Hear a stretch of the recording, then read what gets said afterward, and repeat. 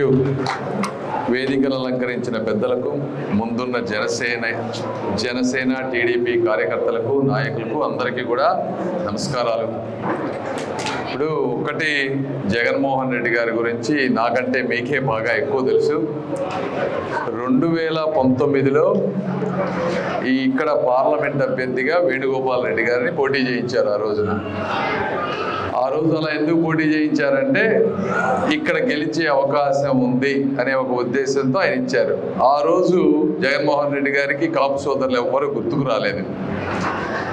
మరి ఈరోజు ఆయనకి తెలుసు, రోసయ్య గారికి తెలుసు, గుంటూరు ప్రజానీకానికి తెలుసు, గుంటూరు పార్లమెంటు సీటు కానీ ఇక్కడ ఎమ్మెల్యేల సీట్లు కానీ టీడీపీ జనసేనతో గెలుస్తామని. ఇప్పుడు కాపు సోదరులు అంటే వీళ్ళు కొట్టుకోవాలి, ఎట్లాగూ ఈ సీట్లు మనకు రావు కాబట్టి కొట్టుకుంటారు, చస్తారు. ఇది ఒక దుర్మార్గపు రాజకీయం. అదే మీరు రాయలసీమకి వెళ్ళండి, 55 సీట్లు ఉంటాయి, 40 సీట్లు వాళ్ళకి కావాల్సిన వ్యక్తులకి, సామాజిక వర్గాలకు ఇచ్చుకున్నారు. ఎందుకంటే అక్కడ గెలిచే అవకాశం ఉంది అని నమ్ముతున్నారు. కాకపోతే దేవుడు వేరే స్క్రిప్ట్ రాస్తాడు కదా, అక్కడ కూడా పోతా ఉన్నారు వాళ్ళు. ఆయన ఎంత ప్రయత్నించినా కూడా అక్కడ కూడా గెలిచేటువంటి పరిస్థితి లేదు. ఏదేమైనప్పటికీ 54-55 సీట్లు అక్కడ ఉంటే 40 సీట్లు ఒక సామాజిక వర్గానికి ఇచ్చి మిగిలిన 5-10 వాళ్ళకొకటి వీళ్ళకి ఒకటి ఇచ్చుకుంటూ వచ్చారు. ఇక్కడేమో అన్ని కుల రాజకీయాలు తీసుకొస్తా ఉన్నారు. సరే, ఏదేమైనప్పటికీ కిలారి రోసయ్య గారిని నాకు వ్యక్తిగతంగా కానీ ఇంకొకళ్ళు కానీ విమర్శించాల్సిన అవసరం లేదు, విమర్శించాల్సిన వ్యక్తిత్వం కూడా నాది కాదు. అయితే సమస్యల రాజకీయాల్లో ఉన్నాం కాబట్టి మన సమస్యల గురించి మాట్లాడాలి కాబట్టి మాట్లాడాల్సి వస్తుంది. ఈరోజు కిలారి రోసయ్య గారు 3 రాజధానులకి జగన్మోహన్ రెడ్డి గారు ఏదంటే దానికి వంతపడేటువంటి పరిస్థితి. మీరు పక్కా లోకల్ అంటున్నారు. పక్కా లోకల్ అంటే ఏంటి అర్థం? ఇక్కడ ఉన్న ప్రాంత ప్రజలకి మంచి జరగటం. మీ పార్లమెంటు అభ్యర్థిగా మీ మొదటి కర్తవ్యం మీ ప్రజలకి మేలు చేయటం. మీ తర్వాత నెక్స్ట్ పక్కన పార్లమెంటు, తర్వాత పక్కన రాష్ట్రం, తర్వాత దేశం.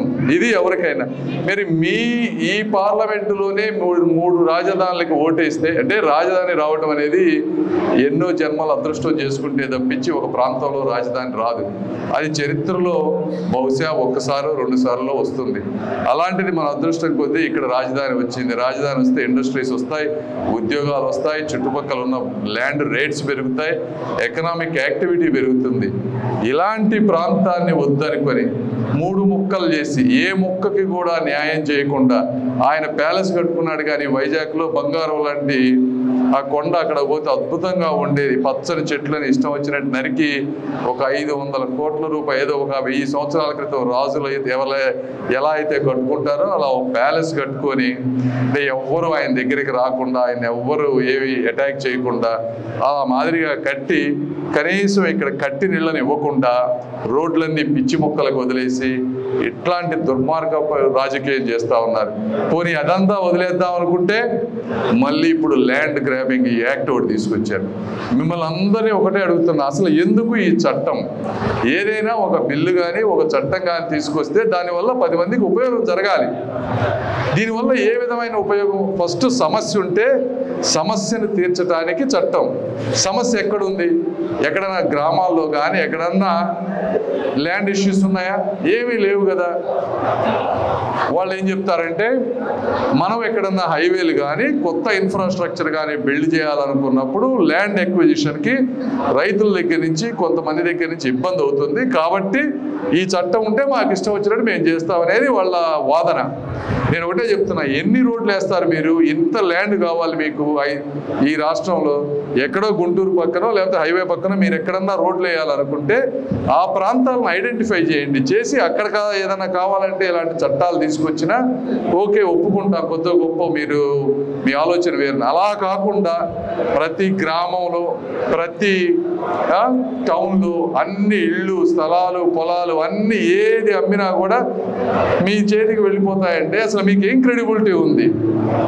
అసలు గవర్నమెంట్ అధికారులు మామూలుగా మనకు న్యాయంగా జరగాల్సిన వాటి కోసం వెళ్తేనే 5 సార్లు తిప్పుతారు వాళ్ళ డబ్బులు వాళ్ళు ముట్టేదాకా చాలామంది. అలాంటిది ల్యాండ్ రిజిస్ట్రేషన్ అయ్యి డాక్యుమెంట్లు వాళ్ళ చేతికి వెళ్తే న్యాయ వ్యవస్థ అంతా పక్కకు పోతే దీన్ని తీర్చేది ఎవరు? ఇక మనం సజ్జల రామకృష్ణారెడ్డి గారి దగ్గరకో, ఆర్కే గారి దగ్గరకో, అయోధ్య రామారెడ్డి గారి దగ్గరకో వీళ్ళే మన ప్రధాన న్యాయమూర్తులు అవబోయేది ముందు వీళ్ళ దగ్గరికి వెళ్ళాలి. ఎందుకంటే వైజాగ్లో చూస్తూ ఉన్నా, వైజాగ్లో నాకు తెలిసిన వాళ్ళు ఉన్నారు. ఈయన విజయసాయి రెడ్డి గారు ఆయనకి నచ్చిన ప్రాపర్టీ, కొండ మీద ఉన్న మంచి హోటల్స్ కానీ ఏదైనా మంచి ప్రాపర్టీ ఉంటే పిలిచి ఇది నాకు కావాలి, మీకు ఎంత రేటు కావాలో చెప్పమంటారంట. వాళ్ళు ఇవ్వకపోతే ఇవ్వాలి, తప్పని పరిస్థితి. బ్లాక్ మనీ ఇవ్వటం, ఆస్తులన్నీ రాయించుకోవడం వైజాగ్ మొత్తం. అందుకే వైజాగ్ ప్రజలు వీళ్ళు రాజధాని అక్కడ పెడతానన్నా కూడా వాళ్ళంతగా ఎందుకు వ్యతిరేకిస్తున్నారంటే ఇవే కారణాలు. ఆ వైజాగ్ చుట్టుపక్కల ప్రాంతంలో ప్రతి ఒక్కరికి తెలుసు వీళ్ళు చేసినటువంటి అరాచకాలు అక్కడ. అందుకే ఎవరైనా రాజధాని వద్దనుకుంటారా, వస్తుందంటే ఎవరికి ఆ ప్రాంతంలో ఇష్టం లేదు. ఇది ఇట్లాంటి అంటే ఒక్కొక్క ప్రాంతాన్ని ఒక్కొక్క వ్యక్తికి అప్పచెప్పి అక్కడేమో పెద్దిరెడ్డి, ఇక్కడేమో విజయసాయిరెడ్డి, ఇక్కడేమో అయోధ్య రామరెడ్డి, ఆళ్ళ రామకృష్ణారెడ్డి, ఎవరికి ఒక్కొక్క ప్రాంతానికి ఇదేదో వీళ్ళ సామంత రాజ్యాల్లాగా అప్పచెప్పేసి ఇది ఒక దుష్ట ప్రణాళికను తీసుకొచ్చారు. అంటే ఎవరన్నా 20 రోజుల్లో ఎలక్షన్ ఉంటే ఇలాంటి చట్టాన్ని తీసుకొస్తారా? అంటే ఇప్పుడే ఇట్లాంటి మైండ్ సెట్ ఉంటే పొర్రపాటున అతను గెలవస్తే ఇంకేముంటే ఎవడు వ్యతిరేకిస్తే ఓకే కాపు సోదరులు పవన్ కళ్యాణ్ అభిమానులు నాకు వీళ్ళు ఓట్లు వేయరు, సో వీళ్ళందరినీ ఇబ్బంది పెట్టాలి. గ్రామాల్లో మీరు చూస్తున్నారు, అసలు ప్రతిపక్ష పార్టీల్లో ఉంటే పార్టీ మారమని చెప్పి ఎన్ని అరాచకాలు చేస్తున్నారో మీకు తెలిసే ఉంటుంది. అసలు రేపు రెండోసారి అతనికి పొరపాటున వస్తే ఎంత అరాచకం ఉంటుందో మీరు అందరూ అర్థం చేసుకోవాలి. ఈ రోజు జరగబోయే ఎలక్షన్ అనేది వర్గాలకు సంబంధించిన పోరు కాదు, ఇది తరతరాల భవిష్యత్తుకు సంబంధించినటువంటి ఎన్నిక. కాబట్టి మీరందరూ కులమతాలకు అతీతంగా ఈ ఎలక్షన్కి మాత్రం మీరందరూ ఏదైతే పొత్తు పెట్టుకొని పవన్ కళ్యాణ్ గారు ఒక గొప్ప ఉద్దేశంతో, ఎందుకంటే దశాబ్దాలుగా 2 వర్గాల మధ్య జరుగుతున్నటువంటి పోరుని నేను పవన్ కళ్యాణ్ గారితో మాట్లాడినప్పుడు పావుగంట మాట్లాడదామని వెళ్తే గంటన్నర మాట్లాడినప్పుడు ఆయన చెప్పింది ఏంటంటే ఇక్కడ ఎవడో పెట్టిన చిచ్చుకి వర్గాలుగా విడిపోయి ఉన్నారు, ఇది మంచి అవకాశం, మనం అందరినీ కలపగలిగితే మీరు మేము కలిసి అన్నదమ్ముల్లాగా ఈ ప్రాంతంలో చక్కగా కలిసిమెలిసి ఉండి అభివృద్ధి చెందుతారు అని ఆయన చెప్పినప్పుడు చాలా ఆనందం వేసింది. పవన్ కళ్యాణ్ గారి ఉద్దేశం గొప్ప ఉద్దేశం. ఆ ఉద్దేశానికి తగ్గట్టుగా తెలుగుదేశం పార్టీ కార్యకర్తలు జనసేనకు ఓటు వేయటం కానీ, అదేవిధంగా జన సైనికులు తెలుగుదేశం పార్టీకి ఓటు వేయటం కానీ చేస్తారని మీ అందరి ఆలోచనలో దీవెనలో మాకు ఉండాలని, మీరు గర్వపడే వ్యక్తిగా మీ వ్యక్తిగా నేను మీకు ఉంటానని, అండగా ఉంటానని తెలియజేసుకుంటూ తప్పనిసరిగా మిమ్మల్ని గుర్తుపెట్టుకుంటారని, మిమ్మల్ని మాత్రం మర్చిపోనని తెలియజేసుకుంటూ, అందరినీ గుర్తుపెట్టుకుంటారని తెలియజేసుకుంటూ ఇంత అభిమానం చూపించింది. నందివెలుగు సమస్యలు తప్పనిసరి అమ్మ. నేను లాస్ట్ టైం వెళ్ళినప్పుడే నాకు ఒక్కసారి బ్రెయిన్లోకి వెళ్తే నేను మర్చిపోను. వెళ్ళేటప్పుడు నాకు లాస్ట్ టైం చెప్పారు ఇక్కడ 1,40,00,000 రూపాయలు పెట్టి హై స్కూలు 5-10 ఏళ్లుగా అది కంప్లీట్ అవ్వలేదు, అందులో 90 లక్షల రూపాయలు రిలీజ్ అయినాయి, ఆ వర్క్ పూర్తిగా అవ్వలేదు, 90 లక్షలకు కావాల్సిన వర్క్ జరగకపోగా అది 40-50 లక్షల వర్క్ జరిగింది, 30-40 లక్షలు నొక్కేశారు, మిగిలిన 1 కోటి రూపాయలు రాలేదు. వెళ్ళేటప్పుడు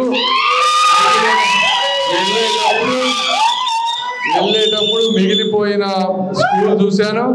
అప్పుడు నాకు బాగా గుర్తుంది, అక్కడ డొంక రోడ్లు కొన్ని ఉన్నాయి, డొంక రోడ్లు వేయించమని అడిగారు.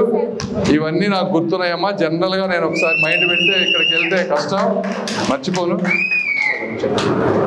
తప్పకుండా మనోహర్ గారి గురించి నేను చెప్పేది ఏంటి బ్రదర్, వీళ్ళందరికీ వాళ్ళకు జన సైనికులు ఏదైనా అంటే సమస్యల పట్ల నాకు అవగాహన ఉందమ్మా. ఒకటే అయితే నేను కోరుకునేది ఏంటంటే ఈరోజు రాష్ట్రం అంతా అప్పులమయమైపోయింది. అసలు ఆ ఏ బ్యాంకులో ఎంత డబ్బు ఉంది, ఏ ఖజానాలో ఇతను ఏం చేశాడనేది గవర్నమెంట్ వస్తే కానీ మనకు తెలియదు. తెలిసిన తర్వాత 6 నెలల్లో కాకపోయినా కనీసం 2వ సంవత్సరం 3వ సంవత్సరంలోనూ ఆదాయం పెరిగిన వెంటనే తప్పనిగా ఈ సమస్యల పట్ల ఒక మంచి ఉద్దేశంతో తీర్చాలనే ఉద్దేశంతో ప్రయత్నిస్తాం. అందులో సమస్య లేదు. అదే కాకుండా ఇక్కడ చూస్తూ ఉన్నారు పూరి గుడిసెలు ఉన్నాయి. నేను కోరుకునే ఎదురుగా 3 పూరి గుడిసెలు ఉన్నాయి, లెఫ్ట్ సైడ్ 2 పూరి గుడిసెలు ఉన్నాయి, 5 పూరి గుడిసెలు ఉన్నాయి. ప్రాంతంలో పేదవాళ్ళకి కనీసం 2 సెంట్లు ఇళ్ళు కట్టించే మార్గం కూడా తప్పకుండా తీసుకోవాలని నేను చంద్రబాబు గారిని ప్రతి మీటింగ్లో నేను ఇదే అడుగుతా ఉన్నాను. సార్ మనం ఎక్కడా కూడా పేదవాళ్ళు ఇళ్ళు లేకుండా ఉండకూడదు. బంగ్లాల్లో చూసి ఉన్న వాళ్ళని చూసి చూసి వాళ్ళు బాధపడకూడదు. అందరికీ చిన్న ఇళ్ళైనా సరే బొమ్మరిల్లు లాగా ఉండాలి సార్, అందరూ బాగుండాలని నేను కోరుకుంటున్నానని చెప్తున్నాను. అందులో కూడా ఏ విధమైనటువంటి శక్తి ఉపయోగించి ఎన్ఆర్ఐ ఫండ్స్ కానీ సిఎస్ఆర్ ఫండ్స్ కానీ ఒక్కొక్క ఇంటిని ఒక స్మాల్ యూనిట్ లా చేసి ప్రతి ఊరికి ఎంతో ఒక 50-20 ఇళ్ళు కట్టించే మార్గం కూడా ప్లాన్ చేస్తామని తెలియజేసుకుంటూ మీ అందరికీ సెలవు తీసుకున్నాను. మనోహర్ గారి గురించి మీకు తెలియదే ఉంది, మంచి మనిషి. ఈ ప్రాంతానికి మొట్టమొదటిసారి అభివృద్ధి తెనాలి చుట్టుపక్కల జరిగిందంటే ఆయన వచ్చినప్పుడే నేను చూశాను. ఎందుకంటే ఆ రోజుల్లో చదువుకునేటప్పుడు ఆ రోజుల్లోనే చెప్పేవాళ్ళు. రాజశేఖర్ రెడ్డి గారితో మాట్లాడి అసెంబ్లీ స్పీకర్గా ఉన్నప్పుడు 100 కోట్ల రూపాయల నిధులు తీసుకొచ్చి చేయించిన మాట వాస్తవం. ఇది ఎవరు కాదనని సత్యం. అదేవిధంగా ఇప్పుడు రేపు జనసేనలో ఆయన మంచి పొజిషన్లో ఉన్నారు, మంత్రివర్గంలో ఆయనకు మంచి స్థానం వస్తుందని నేను ఎక్స్పెక్ట్ చేస్తున్నాను. వచ్చినప్పుడు ఆటోమేటిక్గా ఈ ప్రాంతానికి డెవలప్ జరుగుతుంది. దాని గురించి అసలు ఇష్యూవే కాదు. మీరందరూ కూడా తప్పనిసరిగా చేయండి.